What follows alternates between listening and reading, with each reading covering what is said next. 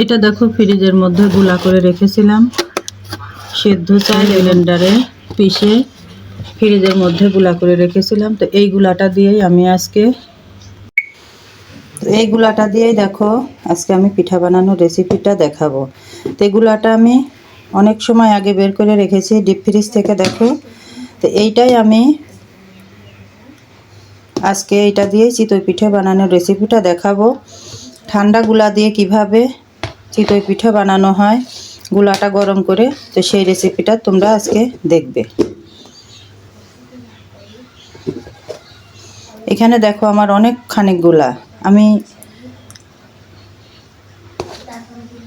বানিয়েছিলাম এবং এইটুক গুলা বেঁচে গেছিল, এই গুলাটুক রেখে দিয়েছিলাম। তো বাচ্চারা আবদার করছে আম্মু চিতই পিঠা বানিয়ে দাও, তো সেই জন্য আমি বের করে রেখেছি 3-4 ঘন্টা। দেখো 3-4 ঘন্টা আগে বের করে রেখেছি। তো এখন পিঠাগুলো বানিয়ে নেব। গুলাটা দেখো আমার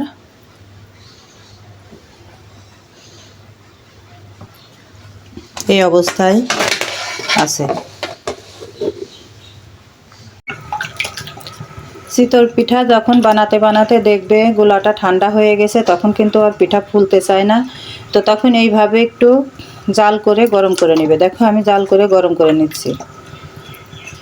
একটু জাল করে গরম করে নিলে পিঠাটা খুব সুন্দর ফুলে ওঠে আর এবং নরম সফট হয় খুব।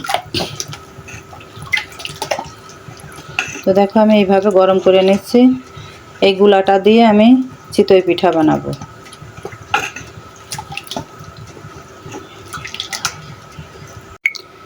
গুলাটা গরম করার সময় দেখবে এরকম দলা পাকিয়ে আসবে, ভয় পাবে না। এরকম আবার চামিচ দিয়ে গুলিয়ে নেবে, গুলিয়ে নিয়ে পিঠাটা বানিয়ে দেখো খুব সুন্দর ফুলকো ফুলকো চিতই পিঠা হবে। আমি অনেক সময় ধরে এখন গুলিয়ে নিব। দেখো আমার দলা পেকে গেছে, এই দলাগুলো আমি ছাড়িয়ে নিব। লবণটা যার যার স্বাদ অনুযায়ী দিয়ে নেবে। আমি আমার মতন লবণ দিয়ে নিলাম।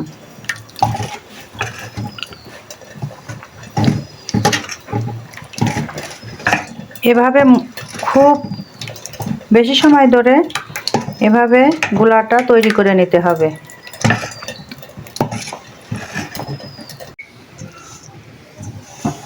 এইদিকে দেখো গোলাটা তো আমি কিভাবে ঠান্ডা হয়ে গেছিল গরম করে নিয়েছি। দেখো ঠিক এইভাবে ভাপ উঠবে, দেখো ধোয়া উঠছে। আর এইভাবে ঘনত্বটা রাখতে হবে।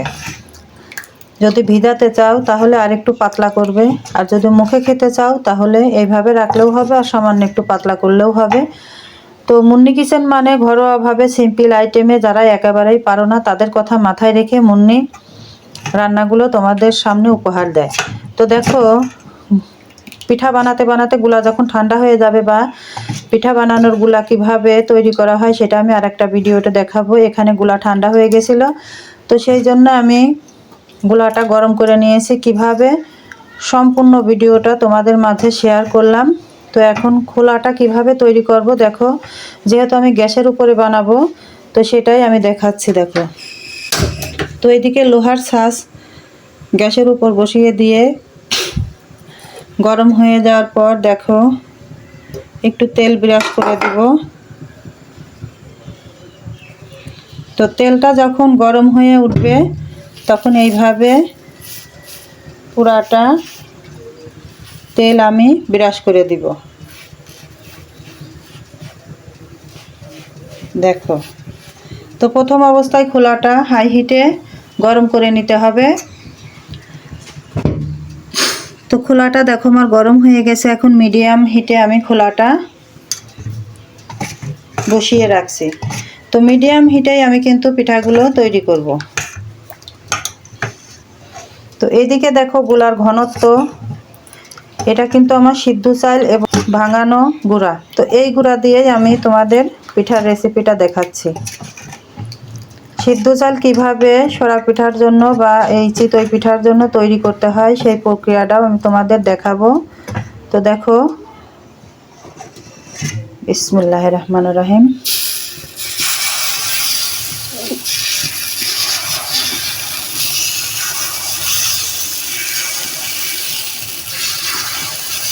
এই পিঠাটা এমনি খেতে খুবই নরম হবে, যেহেতু এর মধ্যে সিদ্ধ চাউল দেওয়া আছে।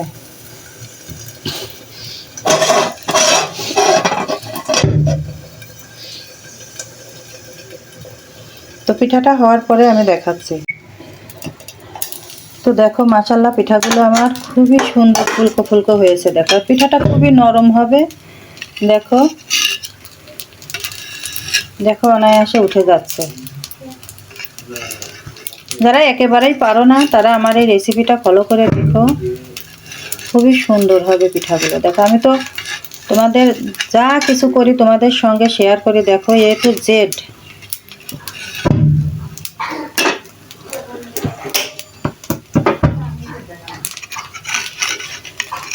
পিঠাটা খুবই নরম, খুবই স্মুদি, যেহেতু এর মধ্যে ভাতের চাউল দেয়া আছে। তো দেখো নো ফেইল।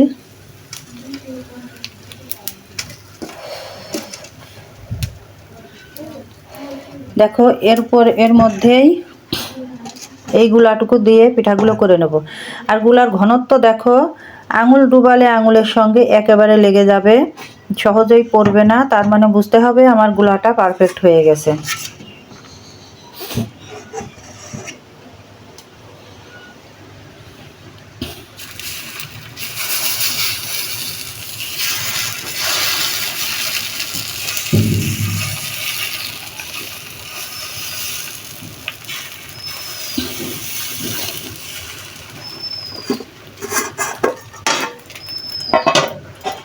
দেখো আমি আরেক খোলা বানিয়ে দেখাচ্ছি।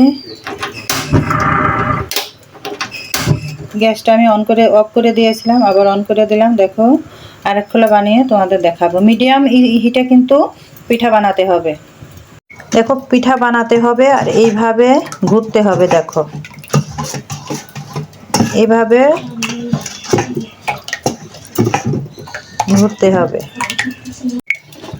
দেখো আমি আরেকটা খোলা উঠিয়ে দেখাচ্ছি, কাছ থেকে নো ফেইল। দেখেছো ইনশাল্লাহ মাশাল্লাহ পিঠাগুলো দেখো আমার কত সুন্দর হয়েছে, অনেক ফুলকো ফুলকো চিতই পিঠা। দেখো আমি যেভাবে তোমাদের দেখালাম ঠিক সেম প্রসেসে এভাবে বানিয়ে দেখো।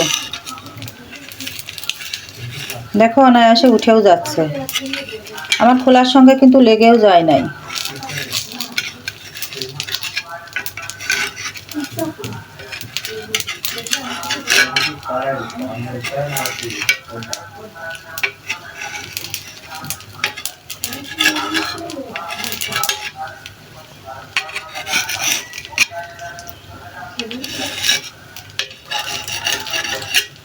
তো পিঠা বানাতে গেলে অনেক ধৈর্য ধরে পিঠা বানাতে হয়। পিঠা খুবই ধৈর্যের ব্যাপার, ঠান্ডা মাথায় পিঠা বানাতে হয়। দেখো আর গুলা ঠান্ডা হয়ে গেলে কিভাবে গুলা গরম করতে হয় সব প্রণালী দেখিয়েছি। তো তোমরা এভাবে আমার মতন করে বানিয়ে খেয়ে দেখো, খুবই সুন্দর, খুবই সুন্দর। আল্লাহর রহমতে দেখো সবই দেখালাম তোমাদের। মুন্নি কিচেনের রেসিপি মানে ঘরোয়াভাবে খুব সিম্পলভাবে খুব সুন্দর রেসিপি করা হয়। তো তোমরা মুন্নিকে ফলো করো এবং কমেন্ট শেয়ার সাবস্ক্রাইব করে দিও, সামনের দিকে যাতে আমি এগিয়ে যেতে পারি আর তোমাদের জন্য ভালো ভালো রেসিপি উপহার দিতে পারি, খুব সিম্পলভাবে যাতে আমি তোমাদের রেসিপি উপহার দিতে পারি। তো আমার জন্য দোয়া করো সবাই, আমিও দোয়া করি সবাই ভালো থেকো। দেখো তোমাদের অনুপ্রেরণায় আমাকে অনেক দূরে এগিয়ে নিয়ে যেতে উৎসাহিত করবে। যে গুলাটা দিয়ে আমি পিঠাগুলো বানিয়ে নিলাম গুলা গরম করে, সেই গুলাটা কিন্তু আমি গত সপ্তাহে এই বক্সে করে ডিপ ফ্রিজে রেখেছিলাম। তো বের করে ঠান্ডাটা কমায়ে গুলাটা গরম করে দেখো পিঠাগুলো বানিয়েছি। পিঠাগুলো দেখো খুবই সুন্দর হয়েছে। দেখো দেখো পিঠার পাশাগুলো সাদা হয়েছে, দেখো কত সুন্দর হয়েছে পিঠাগুলো ফুলে। দেখো আর কি স্মুদি, এর মধ্যে আমার সেদ্ধ চাল আছে দেয়া, সেই জন্য পিঠাগুলো খুবই সুন্দর। তো দেখো পিঠাগুলো এখন গুড় দিয়ে আমার বাচ্চারা খেয়ে নেবে। তো ধৈর্য ধরে যে কোনো কাজ করলে সেই কাজে সাফল্যতা অবশ্যই আসবে 100-এ 100, আমি বিশ্বাস করি। তো দেখো এই পিঠা যখন আমার মা বানাতো তখন আমার দাদাকে এই গুড় দিয়ে পিঠা দিতেই হতো, প্রথম খোলা দ্বিতীয় খোলা আমার দাদার এই গুড় দিয়ে দেওয়া লাগতো, আমার দাদা গুড় দিয়ে এই চিতই পিঠাগুলো খেত। তো খুবই মজা লাগে, দেখো আমিও খেয়ে নেব বাচ্চাদের সঙ্গে। তো ভালো লাগলে ফলো, কমেন্ট, শেয়ার, সাবস্ক্রাইব করে দিও। তো আজ তাহলে এই পর্যন্তই, আল্লাহ হাফেজ।